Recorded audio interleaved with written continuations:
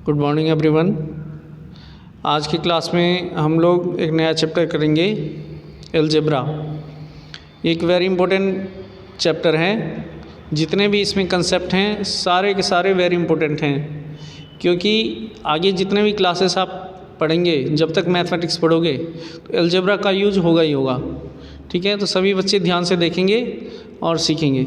ठीक है, चलिए इसमें पहला कंसेप्ट है वेरिएबल। What is variable?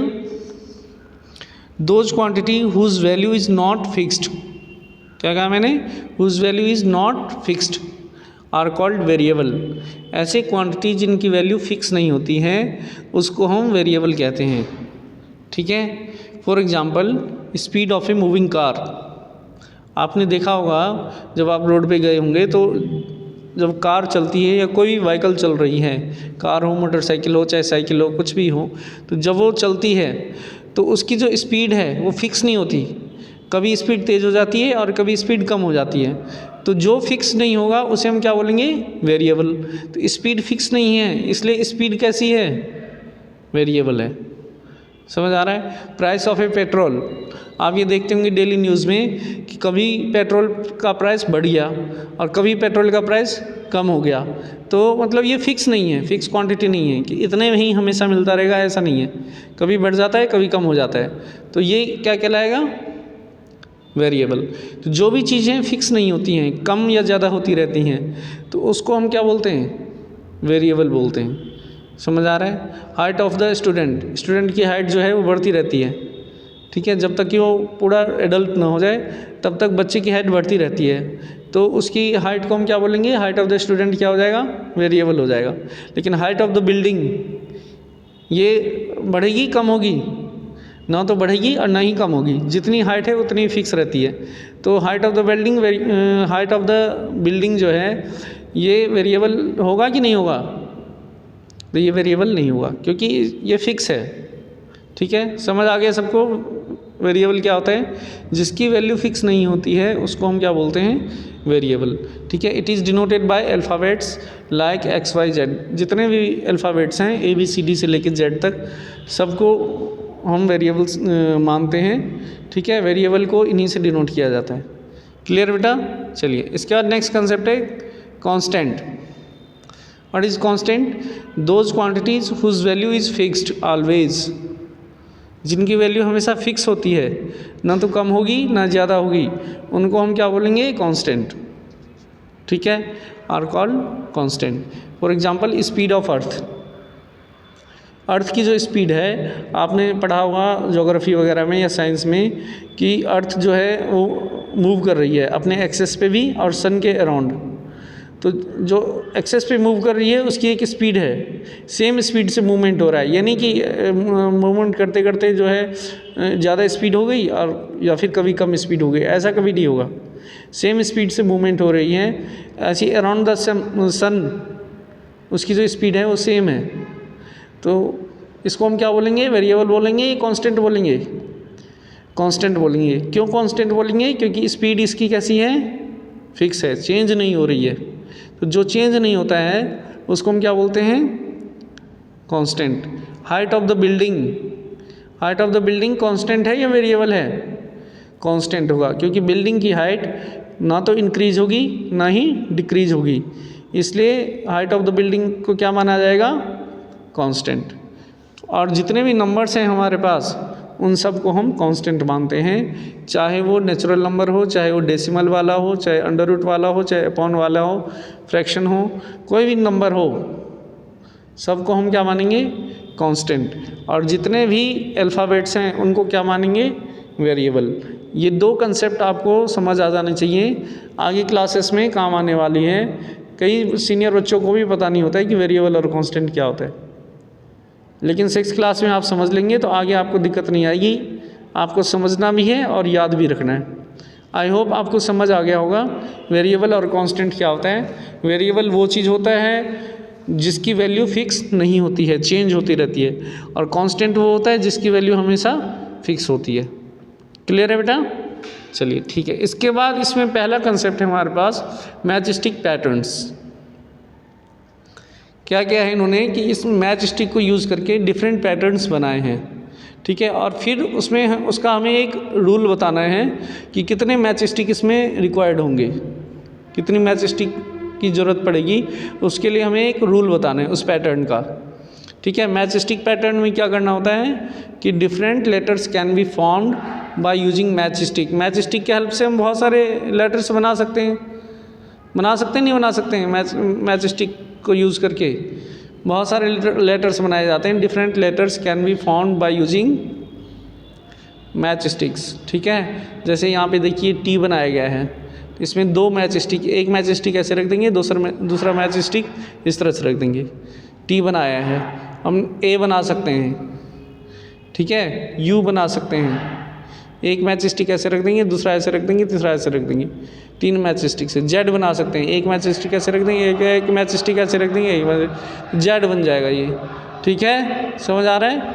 तो इसमें क्या करना होता है कि डिफरेंट लेटर से different letters can be formed by using match stick.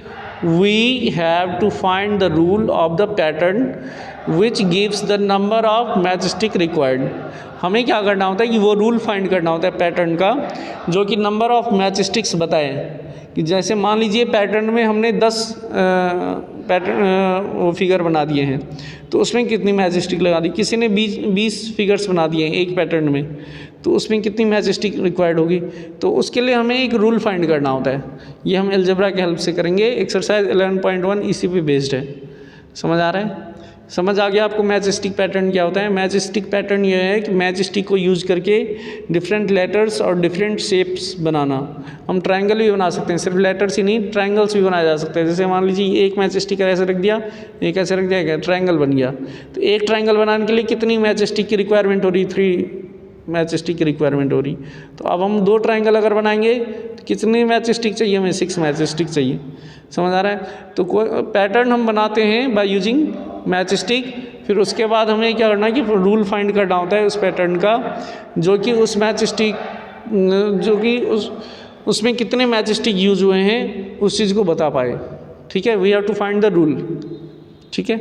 चलिए अब देखते हैं इसमें क्वेश्चन नंबर 1, 11.1 का क्वेश्चन नंबर 1 का ए पार्ट है।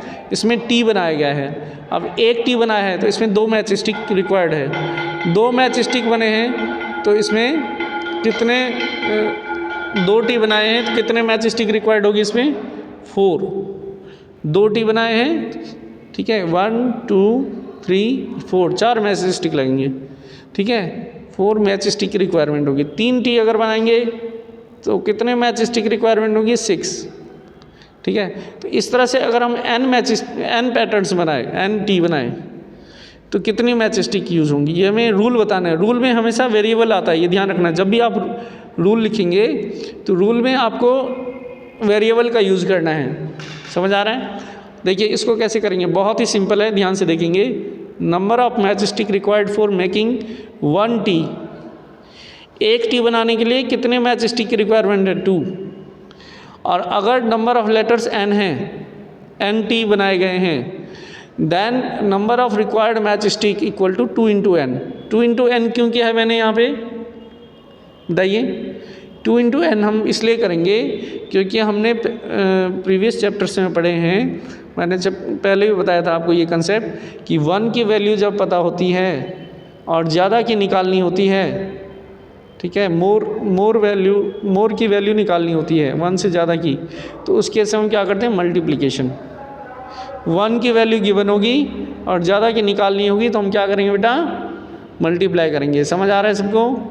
1 की वैल्यू अगर दी होती है और ज़्यादा की वैल्यू निकालनी होती है तो क्या करते हैं, मल्टीप्लिकेशन करते हैं। 1 की वैल्यू हमें पता है और ज़्यादा की वैल्यू निकालनी है। तो अब देखिए एक टी बनाने के लिए कितने मैच स्टिक की रिक्वायरमेंट है, 2।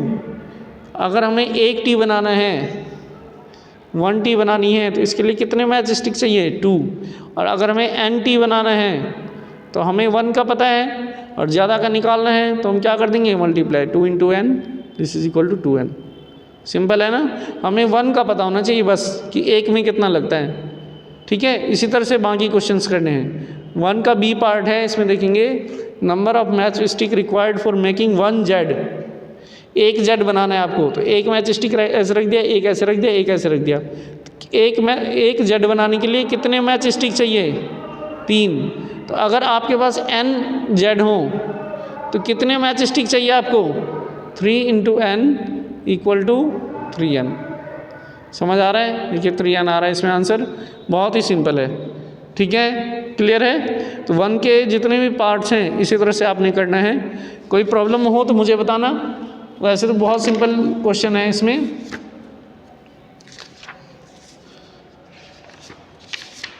क्वेश्चन 1 में उन्होंने बताया है सी पार्ट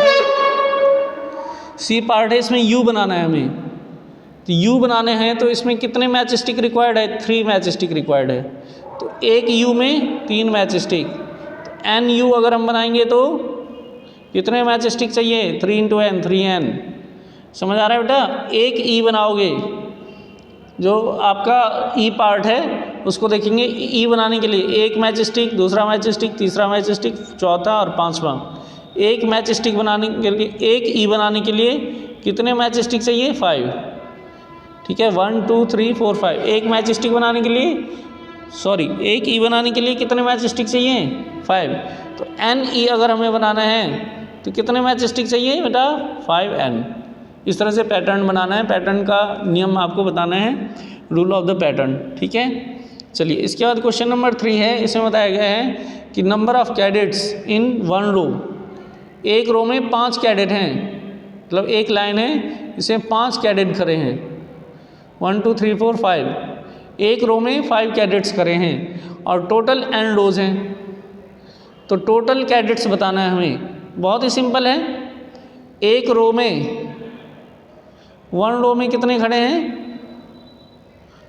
5 कैडेट्स। 1 का हमें पता है और हमें फाइंड करना है n का। n रो में कितने हो जाएंगे? 5 × n 5n। क्वेश्चन नंबर 5 है। इसमें बताया है एक स्टूडेंट को 5 पेंसिल मिलती है और टोटल s स्टूडेंट हैं, तो कितनी पेंसिल होंगी? तो एक स्टूडेंट को कितना मिलता है बेटा? एक स्टूडेंट को मिलता है 5 पेंसिल और हमें s स्टूडेंट का पता लगाना है। तो एक का हमें पता है और ज़्यादा का फाइंड करना है, तो क्या करेंगे? 5 × s this is equal to 5s। ठीक है, समझ आ रहा है? बहुत ही सिंपल है। तो इसके बेसिस पे आप एक्सरसाइज 11.1 करेंगे। आई होप आपको इतना समझ आ गया होगा। ये कंसेप्ट्स लिख लेना कॉपी में और एक्सरसाइज 11.1 कर लेना। किसी बच्चे को कोई भी प्रॉब्लम अगर आती है तो वो कमेंट सेक्शन में मेंशन कर देना, मैं फिर उसका सोल्यूशन सेंड करूँगा। ठीक है, थैंक्स फॉर वॉचिंग।